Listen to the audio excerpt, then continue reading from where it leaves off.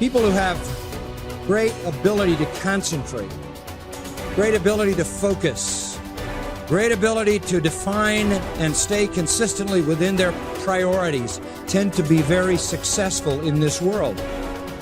And self-discipline is an essential component in that. Whether you're talking about some kind of academic achievement, some kind of musical achievement or athletic achievement or whatever it is, some achievement in the realm of business or the arts or science, generally comes to people who are very focused and who understand how to order their priorities. In a word, they are disciplined people.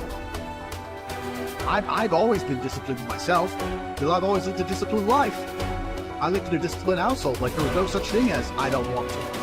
So even now, if I wake up and I don't want to do something, I don't need someone to tell me to do it, so I'll do it anyway. Being a man isn't about not feeling things. It's about acting the way you're supposed to act regardless of how you feel. We act. We're men of action. We get things done. So the world got built. All of it.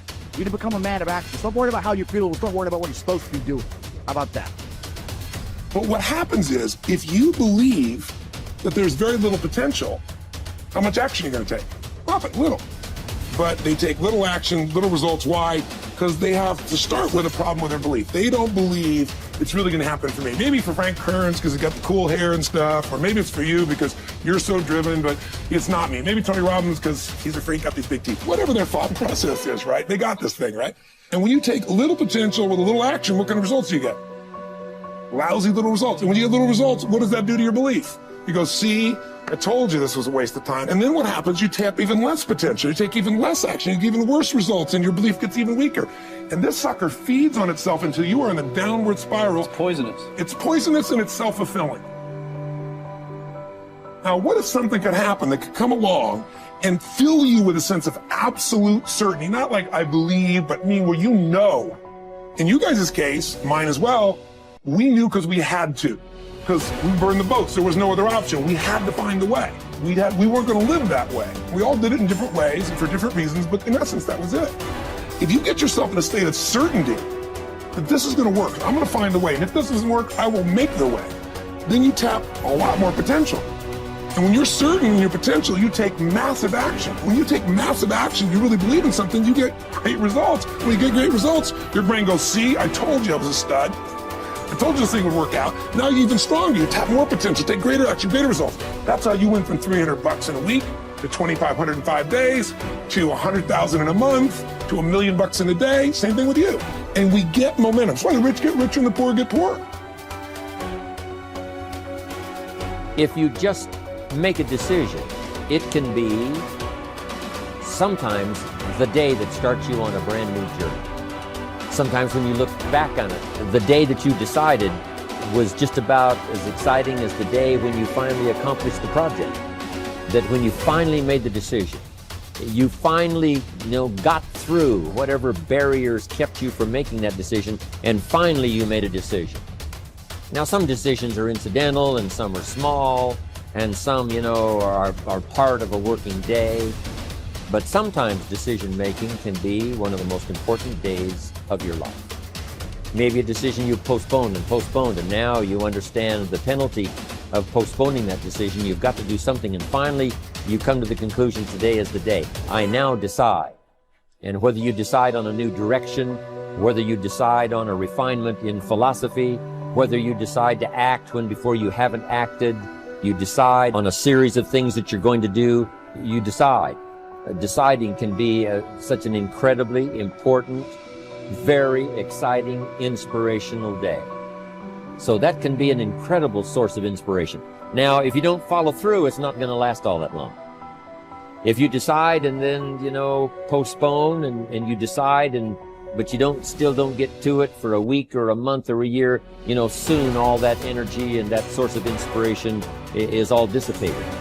I believe that the single most important skill is the ability to make effective decisions, because everything comes from decision. You only get new results if you take new actions. You only take new actions if that decision comes first. In other words, decision is the father and mother of all action. But not all decisions are equally good, as we all know. And the quality of our life comes down to the quality of our decisions. You want action.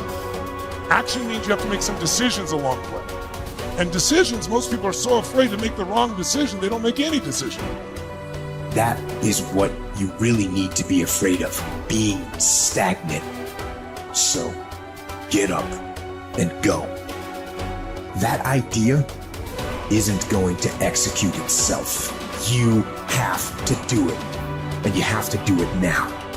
Don't wait anymore.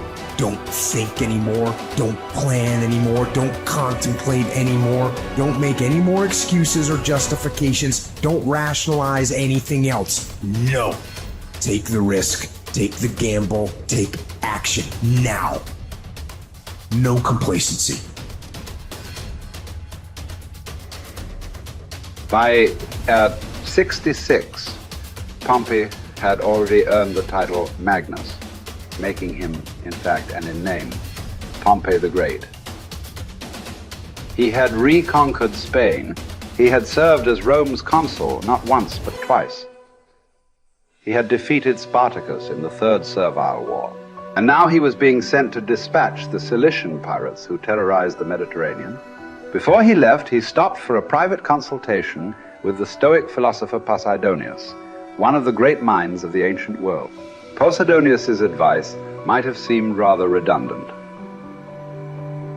Be the best and always superior to others, he had told the ambitious general, quoting a line from the Odyssey. But Posidonius wasn't talking about achieving more victories over the enemy.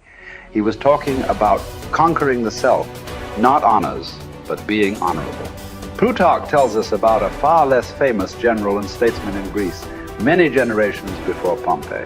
Despite his brilliance on and off the battlefield, Epaminondas was appointed to an insulting minor office in Thebes. In fact, it was because of his brilliance that he was put in charge of the city's sewers. Instead of being provoked or despairing at his irrelevance, a number of jealous and fearful rivals thought it would effectively end his career. Epaminondas took fully to his new job, declaring that it is not the office that brings distinction to the man. It is the man who brings distinction to the office. With hard work and earnestness, Plutarch wrote, he proceeded to transform that insignificant office into a great and respected honor, even though previously it had involved nothing more than overseeing the clearing of dung and the diverting of water from the street. Best is the person who adds shine to their accomplishments with their discipline, not the other way around. This is what Posidonius was trying to tell Pompey, although Pompey failed to fully realize it. In the end, it's not about what we do, it's about how we do it, and by extension, who we are. Too often, we find people choosing to be great at their profession over being a great human being, believing that success or art or fame or power must be pursued to the exclusion of all else. Does it have to be that way? Does being loved have to be at odds with being lovely? Or can temperance, as Cicero claimed, be the fine polish on top of a great life? Queen Elizabeth inherited the monarchy. Marcus Aurelius was selected for the purple as a boy. But it wasn't the throne that made either of them kingly. It was their behavior. They were what the ancients called first citizens, for their character as much as their rank. As Marcus said, his aim was never to be the most powerful king, never to conquer the most territory, or build the most beautiful buildings. Instead, he was after perfection of character, to live your last day, every day, without frenzy or sloth or pretend. It just happens that wonderful external accomplishments, like those achieved by Elizabeth and Marcus, can come out of internal endeavor. They are not the goal, they are the byproduct. Conquering the world is almost easy after we have fully conquered ourselves. Certainly fewer people have done the latter than the former. This is what you find when you study the true masters of any profession. They don't care much about winning, about money, about fame, about most of the things that have come their way as a result of their success. Their journey has always been towards something bigger. They aren't running a race against the competition. They are in a battle with themselves. Self-discipline has never been about punishment or deprivation. It is about becoming the best that you are capable of becoming. The battle to be the best has less to do with beating others and more to do with beating down those urges. those flaws, those selfish instincts that every human has. There was never enough for Pompey, nothing sacred. His endless ambition, his insane love of glory, as Posidonius called it, would ally him with Caesar, setting in motion the destruction of the republic he once loved. He would wake up to this Faustian bargain eventually and fight valiantly to preserve Rome, but it would be too late. He would be defeated by Caesar's armies at Pharsalus in a day, losing everything that he had acquired, and then shortly thereafter losing his life as well. His last words would quote another ancient playwright, Sophocles: "Whoever makes his journey to a tyrant's court becomes his slave, although he went there a free man. By chasing the wrong kind of best, fame, fortune, power winning, Pompey had chained himself to the worst. It cost him everything." As it does for all of us, when we compromise, when we relax our discipline, when we make exceptions and do what is expedient instead of what we know is right. History is replete with great conquerors. There are far fewer generals who were great people.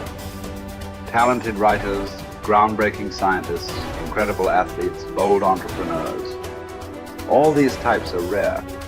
Rarer still, and all the more impressive, are those who manage to achieve these feats without losing control of themselves, without becoming slaves to their ambition, to their careers, to their urges. Who will you be? What race are you running? Who are you trying to beat? And is it for the best